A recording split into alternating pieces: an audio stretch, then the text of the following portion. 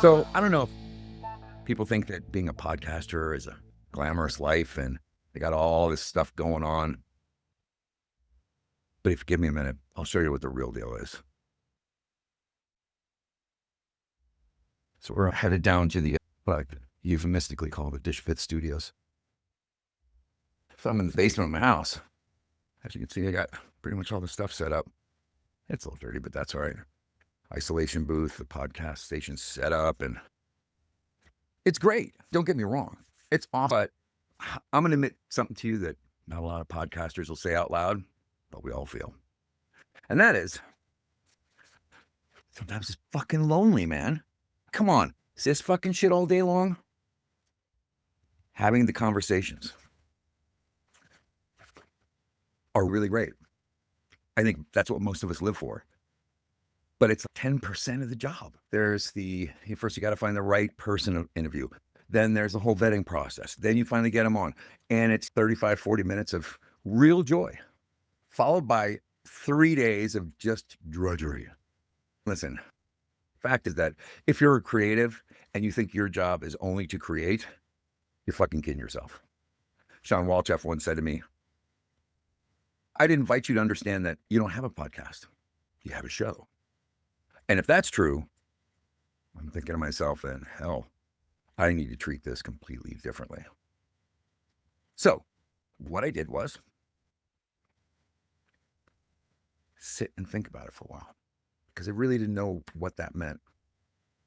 More episodes, different episodes, like what the hell? Then I talked to Jensen Cummings, and Jensen's told me straight up, he's like, dude, you're not thinking big enough. You better be thinking so big that it scares the shit out of you. So when I finally got on my idea, I talked to him again, showed him everything. And then he said to me, we certainly got the vision, but now I invite you to go small.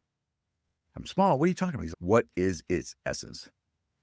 So that's the question I had to answer.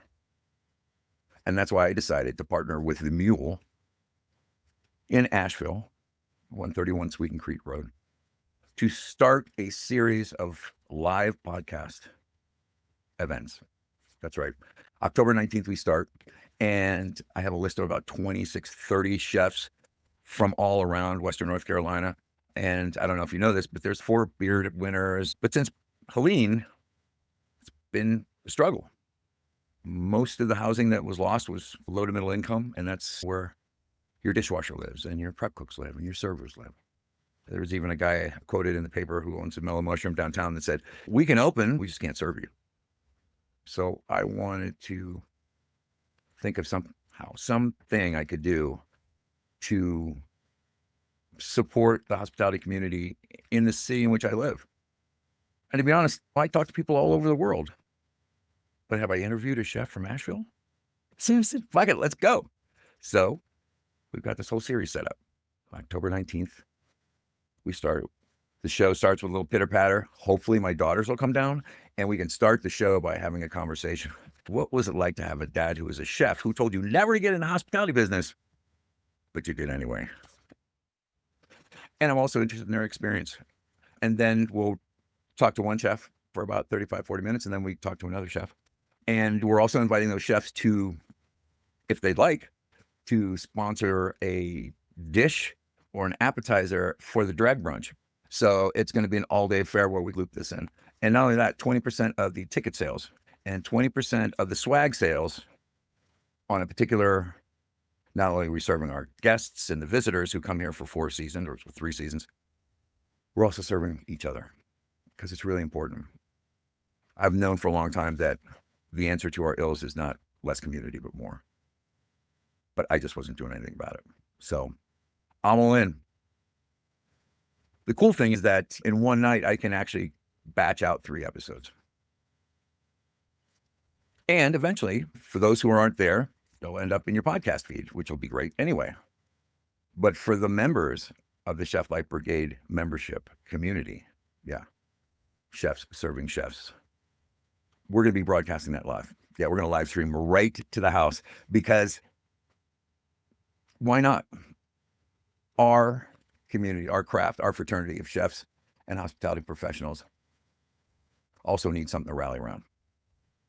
because as the business is, there's the craft, that which we do, which we take so much great pride and passion in. And sometimes the business is like, sometimes business asks us to sacrifice our passion.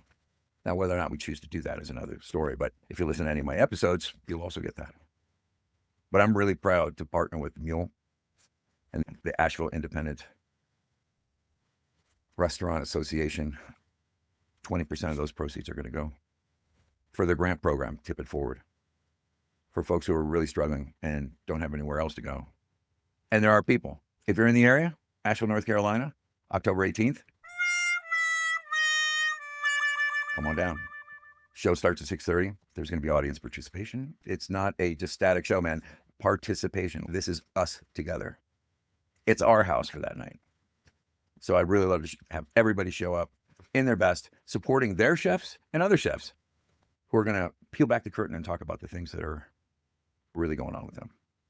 Because it's important so that others understand that maybe there's an initiative or a solution to a problem that they're experiencing, and there's nothing more satisfying than hearing your worries out of somebody else's mouth, because now you know you're not alone. And it's really important at this point to know that we're all together and not alone. So, come on out, the Mule. What do you think about that, Sean?